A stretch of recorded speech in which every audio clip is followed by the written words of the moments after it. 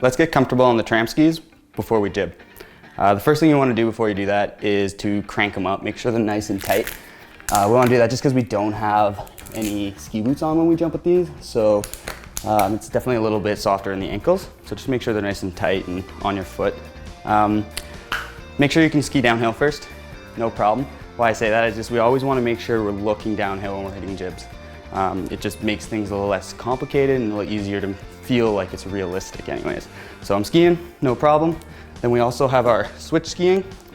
When I ski switch, to make it comfortable, not like I'm all twisted up and having trouble seeing where I'm going, we stagger our feet a little bit.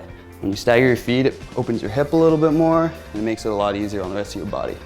The next one is just to make sure you can do it over both sides. When we hit rails, definitely being able to do things both feet forward and jumping off from both sides is important. So here we are. The next thing we want to get used to is jumping. So when you jump on the tramp skis, the basic pop is to just push off the ground and have both your skis come up parallel. Pretty easy.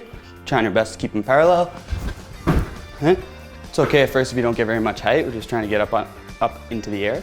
The next one we're going to look at is the ollie. So an ollie comes from skateboarding, really. It's the same thing. We're going to try to get you to push off the tail of your ski so your tip comes up.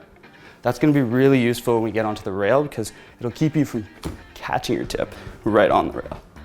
Okay? So our ollie looks like this. Usually comes pretty easily. And the last one is our nollie.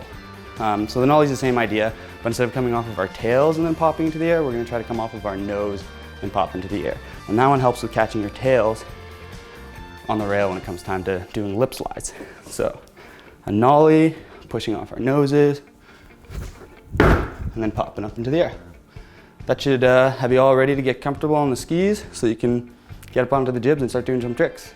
I'm Dean Burgers from Ski Addiction, helping you ski better.